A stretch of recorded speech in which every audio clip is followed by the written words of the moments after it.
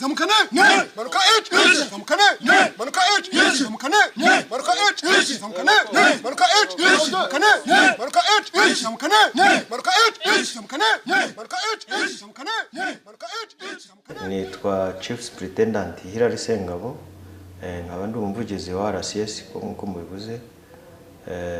Nishimiye kwakirwa n'Imvaho Nshya. Afande, tumaze iminsi tubona hari amashusho twashoboye kubona nk'Imvaho Nshya agaragaza ko uru rwego rufite ndabyita itsinda kabuhariwe cyangwa special force. Ni umutwe wihariye. Tumaze iminsi tubona imyitozo bakora. Ubundi kubera iki uyu mutwe wihariye muri uru rwego rushinzwe igorora? Murakoze. Nagira ngo gatoya mpere wenda ku amateka y'igororero kugira ngo tubone n'uyu mutwe uboneka.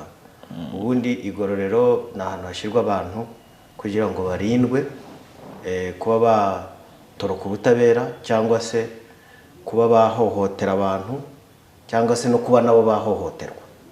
Rero ni ahantu bashyirwa kugira ngo haba ari ahantu hihariye baba ariko hakurikijwe amategeko, banahaza hakurikijwe amategeko n'ibyemezo by'umucamanza bihazana uwo muntu.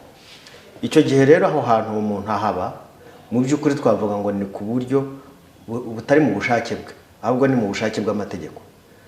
Niyo mpamvu ashobora no gutoroka, ni nayo mpamvu ashobora kurwana ashaka kuhava, ni nayo mpamvu ashobora kuhaba atishimye. Ni nayo mpamvu rero tushyira uyu mutwe wihariye ku muntu waramuka ashatse kunanirana kubahiriza ari amategeko. Ni ukuvuga umuntu uramutse akoresheje imbaraga mu gushaka gutoroka cyangwa se agashaka kurwanya abashinzwe umutekano w'igororero, icyo gihe hitabazwa imbaraga ariko zitari umurengera. Imbaraga zitari umurengera tuvuga ni ukuvuga ngo kugufata sinkukomeretse ariko nkanakubuza gukora icyo wari ugambiriye kugeraho. Niba ari ukwirukanka nkaguhagarika, niba unahagaze ariko ukaba urwana nkakubuza kunkubita cyangwa kugira undi ukomeretse. Ibyo nibyo twita umutwe wihariye ushobora gukoresha amaboko cyangwa se n'ibindi bikoresho byabugenewe nk'indembo cyangwa se intwaro zirasa ibyuka biryana amaso cyangwa se amapingo cyangwa se amazi, ushobora gupuriza amazi akakubuza amahwemo y'uko wakwirukanka cyangwa warwana cyangwa wakwataka abantu cyangwa wasenya ibintu dukoresheje amazi akaguturisha. Afande, nibyo murabisobanuye. Mu gihe cyashize twagiye twumva hari abagororwa bagira resistance. Ubundi kugira ngo bagire resistance runaka wenda barimo barabaka, hari amatelefone yinjiye ku buryo donc bunyuranije n'amategeko, ntibinabyemewe. Ubundi kugira ngo bityo kintu biba byagenze bite kugera aho mutekereza ko mwashyira uriya mutwe wihariye? Umva amateka wenda nanone twavuga gutekereza ko uwo mutwe ugomba kubaho.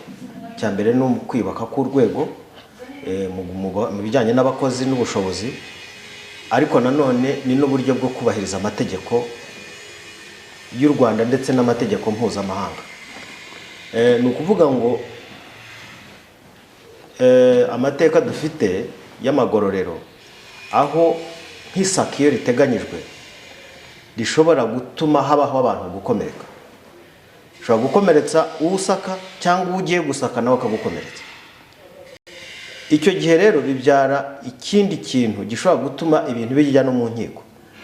Uwakomerekejwe yaba ari uwusakwa yaba ari uwagiye gusaka bakamukomeretsa, bibyara ikindi cyaha cyangwa se ikindi kintu gishobora gufungisha cyangwa guhanwa kubera ko habayemo gukomeretsa. Icyari kigambiriwe no gusaka ariko cyavuyemo gukomereka.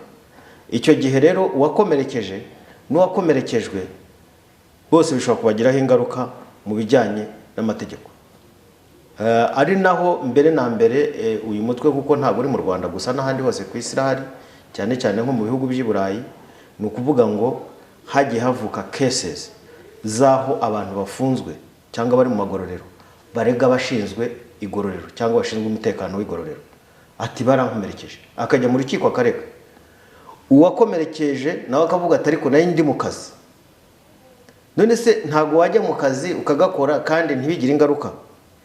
Niyo mpamvu rero byaje kugaragara yuko iyi mitwe yihariye cyangwa se abantu bakoresha uburyo twavuga ngo n'ubwa special cyangwa se commandos bizwi nko mu gisirikare cyangwa mu gipolisi, ni abantu ubundi bitabazwa aho rukomeye cyangwa se aho biri ngombwa gukora imirimo ijyanye na tekinike, gukoresha amaboko cyangwa n'ibyo bikoresho byo kuba wakora